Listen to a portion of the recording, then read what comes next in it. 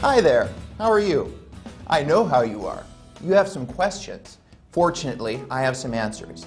My name is Ricotta, and I'm teaching with Stephen Academy, and I've designed, authored, and constructed these video-on-demand lessons for Advanced Placement United States History for the studious student who will be taking either the Advanced Placement United States History test or planning to take the Advanced Placement United States History course. This course addresses both. Everything you need to get a 5 on the Advanced Placement test or an A in an Advanced Placement U.S. History course is offered in this class. All the problem-solving skills, all the conceptual analysis will be conducted.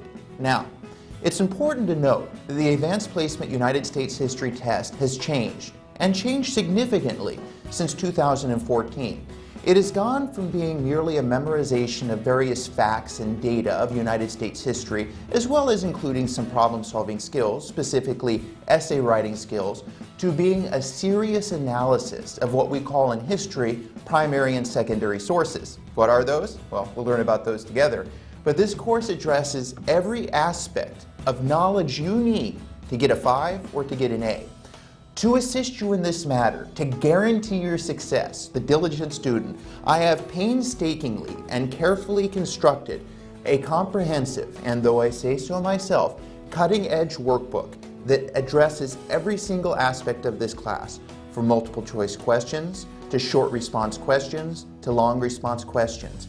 What you will find in here also that you will not find in any other workbook on the market, and this workbook comes with the course, is a number of carefully calculated and carefully constructed key terms that taken together cover all of the elements which might be tested on the Advanced Placement U.S. History test and which are required to get an A in an AP U.S. History course.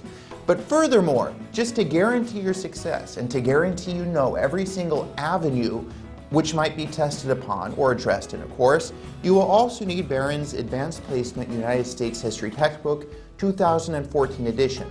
The 2014 edition is important because it accounts for the changes which have taken place in the test. Now, you have everything you need. The answers are waiting for you. The 5 is just ahead and the A in the course is within reach. I guarantee you, the diligent scholar, that if you apply yourself to these lessons, success is not just possible, it is assured. And I look forward to assuring it with you in these lessons. So I hope to see you soon, and let's get started.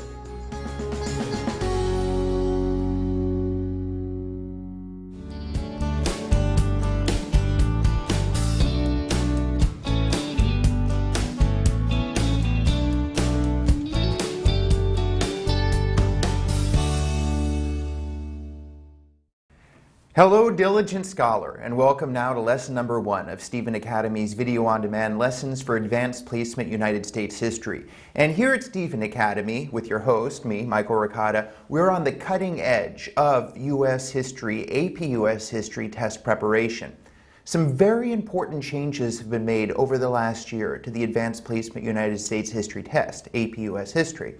Namely, these changes are moving the multiple choice questions from 5 options to 4 options and concentrating those 4 options on primary and secondary source material. Now, you just signed up for AP U.S. History test and there's this guy talking about primary and secondary sources. So this is what we need to talk about at the beginning. Before we actually talk about history itself, we need to talk about the fundamental changes that have occurred to the test. But I want to let you know, diligent scholar, you are, by taking this lesson, putting yourself on the cutting edge of the test preparation itself. You will be in a perfect position to score a 5 on a test that has changed fairly significantly. So, let me go ahead and define those terms at the very beginning. Before I define the terms, I should just take one moment and make an observation. This test is going to give you, or rather this VOD, is going to give you the concept and the problem-solving skills you need to get a 5. But really, Advanced Placement U.S. History, Advanced Placement Anything, is designed to be a college-level course, which is why they made the changes to the AP tests, to the AP U.S. History tests among them. They want to encourage higher level critical thinking on a college level. And to do this, we need to examine the 2 sources of history itself. The first of these sources is what we call a primary source. This is actual source material from the historical period in question. Paintings, diaries, journals, newspaper articles, political cartoons. We're going to be seeing a lot of those in AP US history. To wit, they're what we call artifacts, items that actually come from that period of time. So a primary source is anything from the period of time in history we are studying. The secondary source is something written about a primary source. So history books that you might read, the workbook that you're going to be getting that I designed to get you a 5 on the AP US history test with all these changes in mind, any historical novels you might read, anything about the primary sources themselves are a secondary source. Now, why did I go on that spiel? Because, diligent scholar, the new AP US history test is replete. It is full of primary sources. Each of those multiple choice questions that move from 5 options to 4 options focus on a primary source. They give you a primary or a secondary source. They give you a graph, that'd be a secondary source. They give you a journal entry, that would be a primary source. They give you a map, secondary. They give you a newspaper article, primary. Political cartoon, primary. And those are, or rather that source is reflected in the multiple choice questions they give you. So that's a very important change, and it's a change you will make a good note of when you begin your workbook homework tonight after lesson number 1. Again, you must have the workbook designed by yours truly to complete this class. So have it out with you as you go along. Now, that's only one part of the Advanced Placement United States History test, what I just discussed, the multiple choice questions that relate to primary and secondary source material. The other 2 parts, one of which is new. The other new part is a short answer question, again reflected in the workbook you have in your little hands in front of you. The short answer question is just that. It asks you to give a concise, short answer about the subject matter that was done in that prior chapter, or in that thematic unit, as they say in the Advanced Placement curriculum. So all you need to do is go over that material and give them a short answer, which is why the key terms you have in your workbook are going to be a crucial resource to getting a 5 on the test, to completing the short answer questions completely and accurately and fully. The third part is a holdover from the previous AP US history test. The long answer questions, or the so-called free response questions. These are historical essays, and I'm going to teach you in this class how to write an essay specifically for your history class, specifically for the Advanced Placement United States history test. So that's a lot of stuff at the beginning, but that's really important material to consider. So there have been changes that have been made, and now you know all about them. Now that that's said, let's take a step back and actually begin the story of United States history. Once again, I want to point something out. If you have any questions, diligent scholar, diligent for taking this series so you can nail that 5 on the upcoming exam, feel free to get in touch with me here, your instructor, your video instructor, but your instructor nonetheless, on Stephen Academy's VOD webpage. You just simply log on to my account, take the classes you're taking, or select the classes you're taking, and you can send me an email directly if you want any further elucidation on this matter. But those are the changes in a nutshell. Any questions? No questions? Good. Let's begin the actual course matter of Advanced Placement United States History. Here on, I'm just going to call it AP US History if I need to call it that at all. So, our story, diligent scholar, begins long before there is a United States. It begins with the North American continent.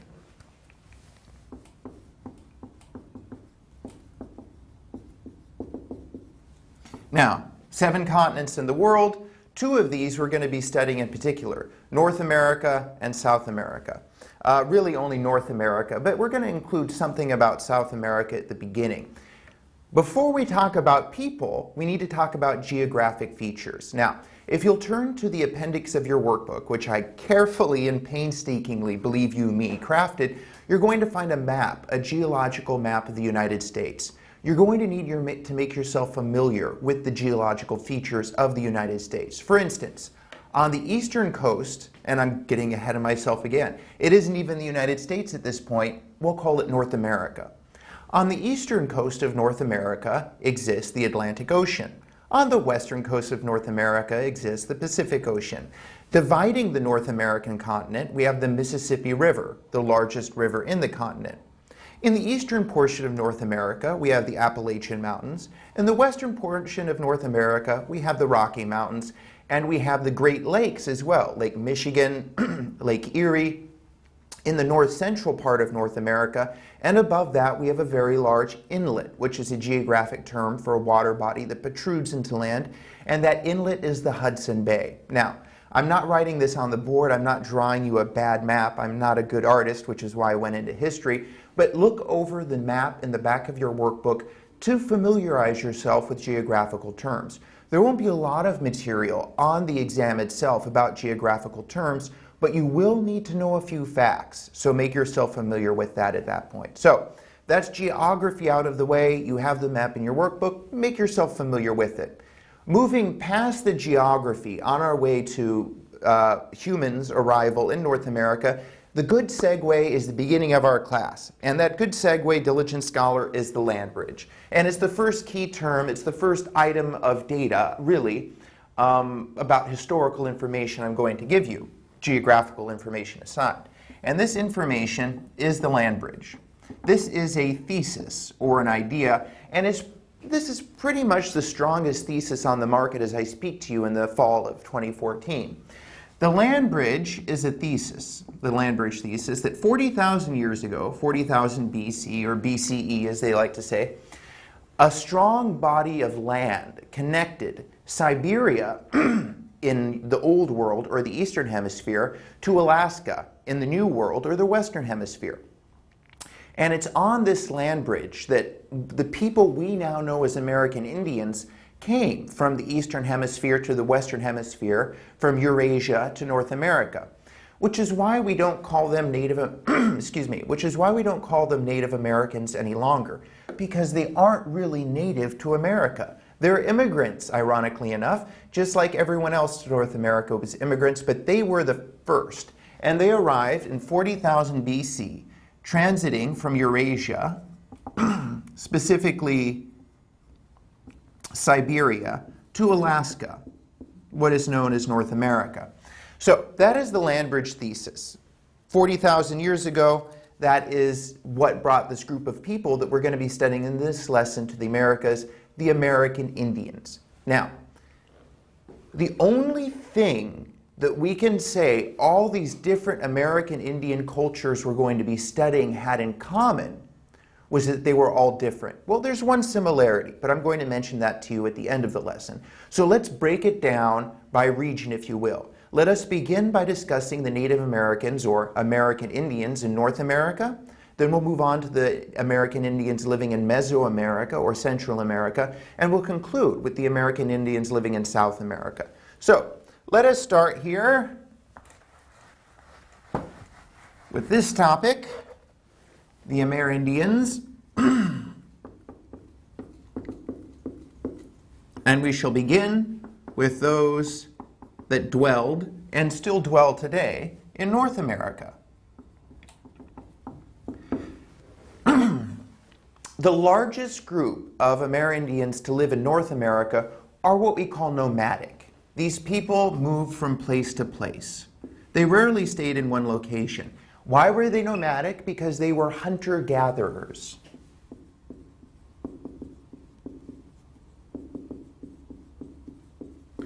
An age-old practice of humanity. A hunter-gatherer type society is one where generally the men go out and hunt, and the women, because they have to take care of the children, gather things, nuts and berries. And the idea, the core of this hunter-gatherer dynamic, if you will, is that the men have to chase large game animals.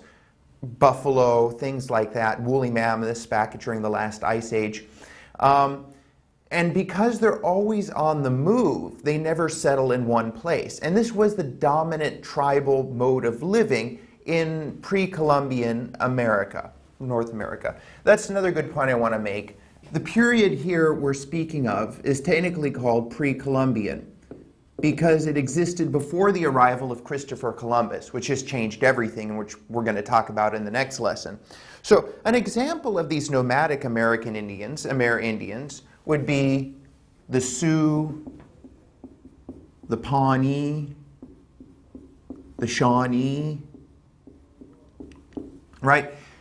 Sometimes stereotypically, when people think of American Indians, they think of Indians mounted on horses, riding after a buffalo. That's totally, like most stereotypes are, false, because the horse didn't arrive until the European explorers brought it with them. There were no horses in North, Central, or South America in the pre-Columbian period. Nonetheless, they had different ways of killing the buffalo and large game animals, and follow them they did. This is the first type of American Indian in North America. The second type of American Indian were sedentary. That is to say, they stayed in one place.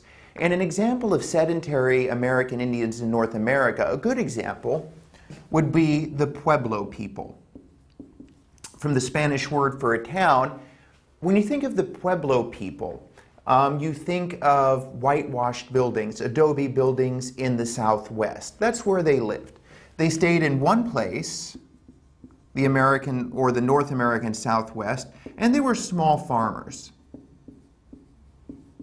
They didn't hunt large game animals. So, and that's another good point. As the Pueblo were in the Southwest, so too were these nomadic hunter-gatherer type American Indians in the central areas. The central United States, the great grasslands that today are Kansas, Oklahoma, North Dakota, South Dakota, Wyoming, where they could easily track the animals. So we've already gone over two groups of Native Americans or American Indians in North America. Those nomadic types that lived in the central North American area, and a sedentary type, namely the Pueblo people that dwelled in the American Southwest, who were largely farmers. But there was a third type, and this third type had a more, I don't want to say complicated because that implies it's better than another, but let's just say a more, well, I guess we'll use the word complicated, political system. And these were the Iroquois people. And they lived in the Great Lakes region of central North America. Now, the Iroquois people, just as the Pueblo people were sedentary and they were small farmers. What made them different from the Pueblo is that there were many more of them, and they formed a fairly remarkable political structure. And this political structure, this political term, is going to come up time and time again in American history. So let's introduce it to you now. They formed a confederacy. Now, what is a confederacy? A confederacy is a very loose alliance. It's a very weak form of government. For example, you had 5 tribes of Iroquois, and they were loosely united because they were the same people into a confederacy. Although there was wide latitude for movement among these groups, there really wasn't a central political authority. But they were loosely united by means of a confederacy. And that's what really makes the Iroquois remarkable in North America. One thing the North American Indians had in common was that none had a written alphabet. They had no language. There's a great and rich history of oral storytelling, but there is no written alphabet. This is different with the next group we're going to go to, and we're going to proceed to that next group now. Those American Indians who lived in Meso or Central America.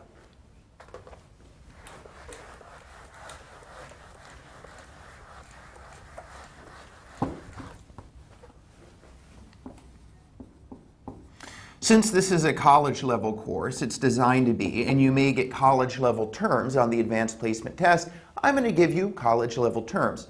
Meso means between, so this is the part of America, Central America, today everything we know beginning with Mexico and ending with Panama, between North America and South America. And I said a moment ago, things are very different in Mesoamerican culture. First of all, there were 2 large groups, or 2 main groups I'm going to talk about that could come up on the advanced placement test, on the AP US History test. The first of these groups is the Maya, and the second of these groups is the Aztec. One of the things both of these groups had in common was their incredibly advanced literature and their incredibly advanced alphabet and indeed mathematics. So both the Maya and the Aztecs were literate, as opposed to the Indians who lived in Northern America and the North American continent who had no written script. Additionally, although the Iroquois had settlements, although they were sedentary, although they farmed in one place, they didn't really have cities as you and I might think of them. The Maya and the Aztecs certainly did. In the case of the Aztecs, they had massive cities. The Europeans were shocked when they saw the size and the complexity of the Aztec capital, Tenochtitlan. So therefore, we can say both of these cultures were urban. They were city-dwelling, and they had social stratification.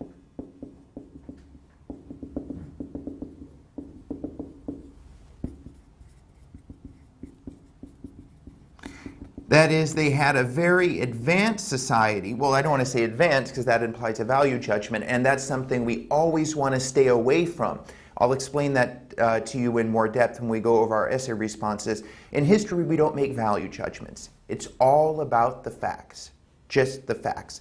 Nonetheless, social stratification meant there were different classes of people. You had nobles, you had warriors, you had artisans, you had merchants, you had poets, you had lawyers, you had legal systems. This is really a different animal from those, a different type of government than we have in North America, those governments in Central America. Now, there was something I do want to point out in regards to religion that's important for both the Maya and the Aztec. Whereas the American Indians in the North American continent were more animist, that is, they worshiped the spirit of nature, the spirit of the tree, the spirit of the buffalo, the spirit of the river, the spirit of the mountain. These two more, shall we say, cosmopolitan cultures had a very thorough polytheistic system. That is, they had a system, a pantheon of many gods. The most important of these gods was Quetzalcoatl, the feathered serpent. And we'll go into detail we'll go into a little more detail about Quetzalcoatl when we get to the Spanish when they arrive. But they had a very complicated, not complicated, I make these value judgments, a more cosmopolitan polytheistic system. Additionally, I want to make a few more points here about the Aztecs. The Aztecs had a language that we call Nahuatl, which is still spoken in some areas of Mexico today. Mexico, that's the point I was getting to. In the language of the Aztecs, Nahuatl, they called themselves the Mexica people. They didn't call themselves the Aztecs. That's the name that later historians gave to them. They called themselves the Mexica, which is where we get the modern word Mexico, which is of Nahuatl derivation. The capital of the Aztecs, as I said a moment ago, again, these were both urban societies, was Tenochtitlan, which was literally a beautiful city, really by all accounts. The Spanish said it was beautiful. The Spanish actually called it the city of dreams. It was so beautiful. Floating on a lake, Lake Texcoco. And this city, built on a lake, was the largest population center in the Americas at the time Europeans arrived, and the largest population center ever in the Americas we know of prior to the European arrival. Today, this is known as Mexico City, when the Spanish had taken it over, but originally it was known as Tenochtitlan, which was the capital of the Aztec land. Is there anything else I want to say about them? Highly urban, highly complex, and I think we'll leave it at that and move on down to South America. Oh, yeah, literate, good. So, we've talked about those American Indian tribes that lived in North America, those that lived in Mesoamerica or Central America. Now we're going to move on down to South America. And here, diligent scholar, there's really only one tribe that could come up on the AP US History test. Now, there were many more tribes living in South America than could have come up on the AP US History test. But I want to point out this is a class specifically designed to get you a 5 on AP US History. It is taught at a college level, but it's been carefully crafted and specially catered to get you the 5. So I'm not going to mention those tribes in South America that will not be on the test, only that tribe that will be on the test. And that tribe that will be on the test is the Inca tribe. Now, the Inca tribe lived very close and indeed on the Andes Mountains. And because they were a mountainous people, they practiced something we called vertical agriculture. This is my rendition of a mountain. Now you see why I didn't draw a map earlier. Horizontal would be your x-axis, vertical is your y-axis from top to bottom. Vertical agriculture simply means this. On the lower level of the mountains, you perhaps grow crops. One of the crops the Inca were famous for cultivating, I should say, was the potato. On the higher level, at least during the summer months, you graze animals. So vertical agriculture depends on the height of the mountain and what levels of agriculture you practice at each level of the mountain. Now, as opposed to the Indian tribes, American Indian tribes in Central America, although the Inca people were highly urban, highly cosmopolitan, and they had cities, there was no written alphabet.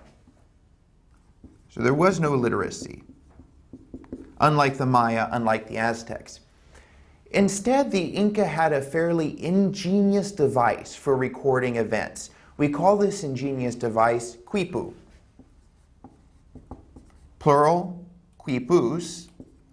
And these are also known as memory knots.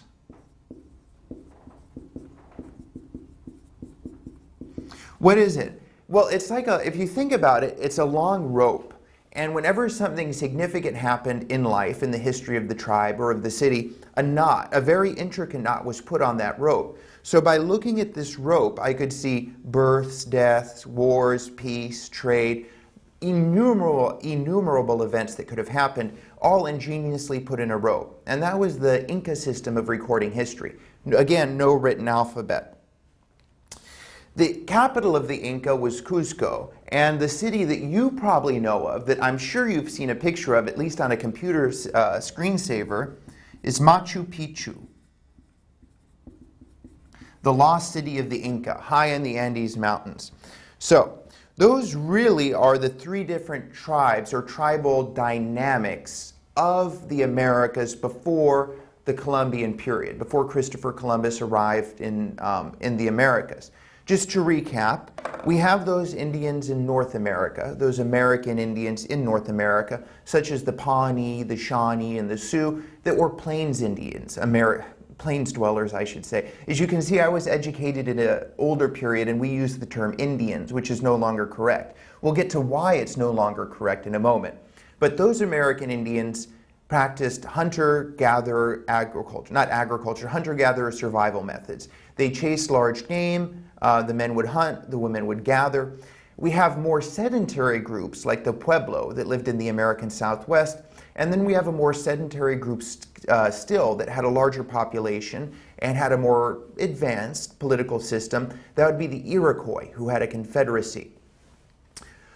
Moving on down to Central America, to Mesoamerica, we had very highly complex urban civilizations with high literacy and high mathematical ability. Those were the Maya and the Aztecs. Although the Aztecs really weren't too popular with their neighbors, those of you who have seen the movie Apocalypto know that the Maya and the Aztec, to a larger degree, practiced human sacrifice. That is, they cut out the heart of a living host in order to appease this complex polytheistic pantheon they had. Remember, the principal deity or principal god of both these civilizations was Quetzalcoatl, the feathered serpent. The Aztecs spoke Nahuatl, which in their language they named themselves the Mexica people, which is where we get the modern-day word Mexico.